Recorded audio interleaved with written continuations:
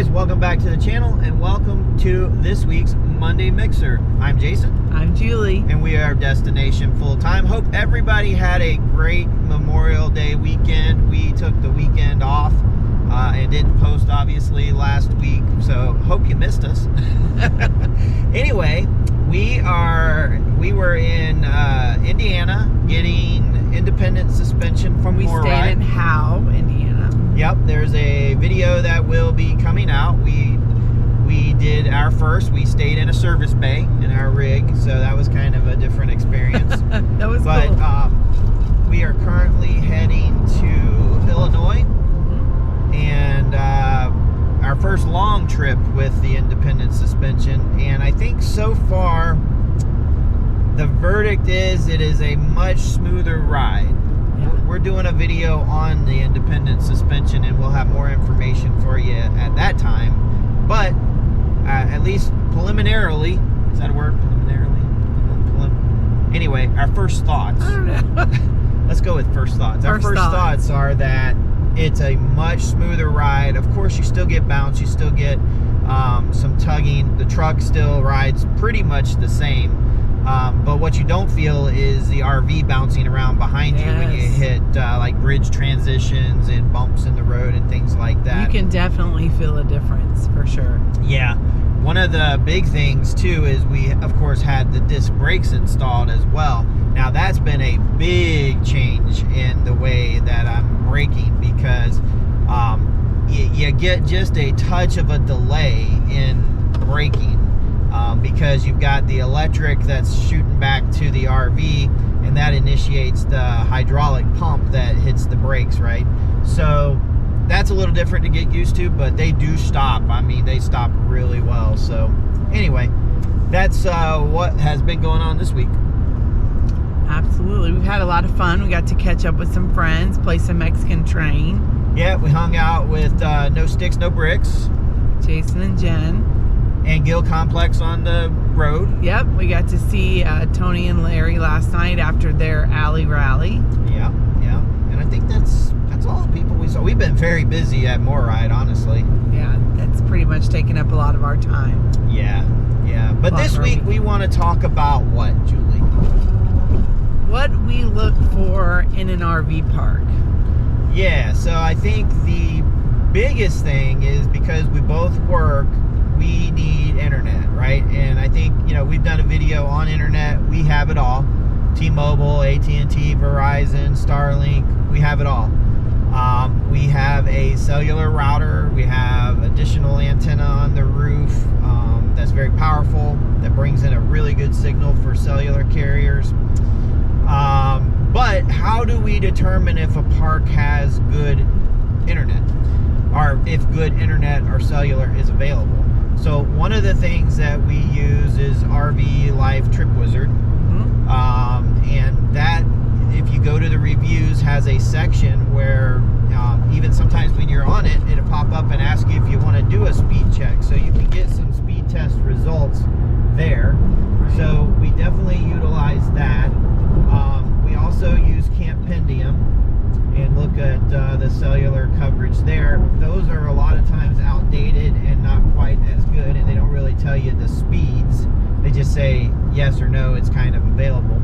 And then what I also do is I pull up on a map where where an RV park would be, and pull up the coverage maps for like a T-Mobile, AT&T, for that whole area, or Verizon for the area, and see if 5G or whatever might be available, or cellular coverage is in that area.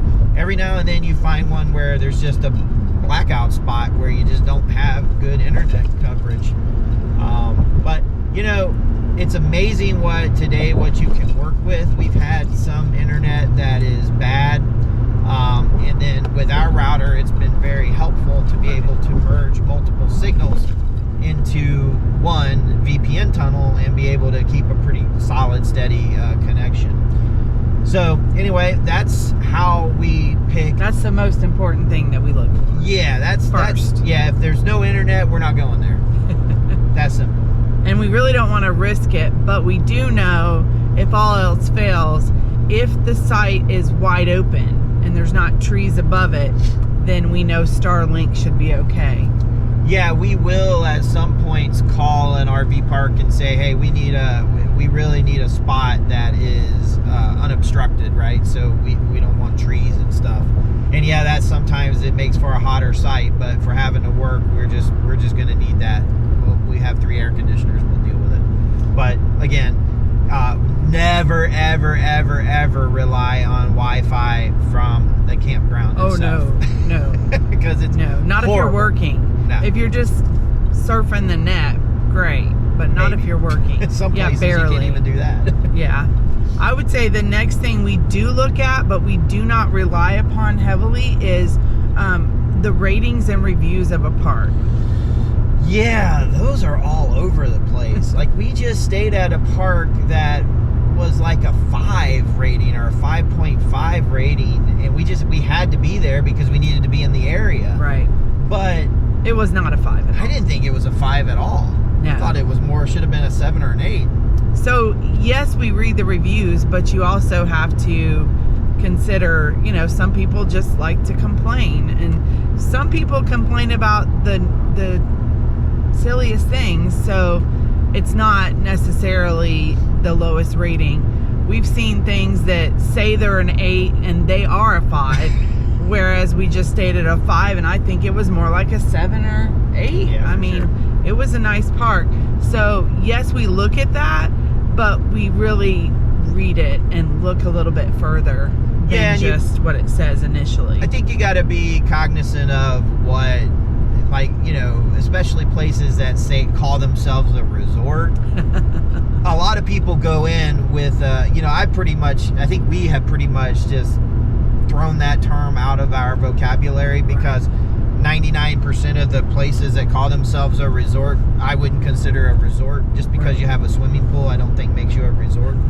That's not a... And I think, people go in to a place thinking resort, thinking high-end everything, and they're oftentimes disappointed because you don't have a concrete pad, or you don't have this and that probably leads to more negative type. So they maybe shouldn't be called a resort at that point. I don't think most of them should. But. Right, exactly. Well, full hookups obviously are important. Yeah, we like our full hookups. If I'm paying for a spot, I definitely want full hookups. Because we're working and we like to stay at a place for a couple weeks, which means we're gonna have to do laundry, and we don't want to have to break camp and go to a dump station and dump, and we don't tote around one of the honey pots to dump with. So yeah, we want full hookups as much as possible. Unless we're just going to stay for an overnight or a couple days. If it's a couple days, we don't care. Right.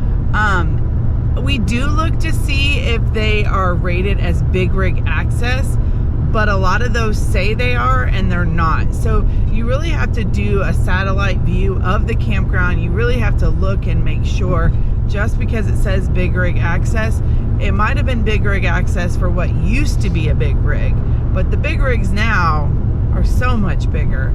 So I think that's a big thing that we've run into, that we might be too big for a park. I definitely pull up on a satellite view, see how open things are. A lot of times these places, well, for us there's a couple things. I think one is you might be able to get a 42-foot rig into a spot, but what does that spot look like, right? Is there drop-offs on each side of the road? Is there trees at the end? Is there for some reason, a lot of places like to put a concrete post right at the end of the site, or a wooden post right at the end of the site. Right. Well, that makes navigating and backing in quite difficult, which, is stressful, and you kind of want to eliminate as much stress as you can in RV parks. So, obviously the easiest ones are pull-throughs.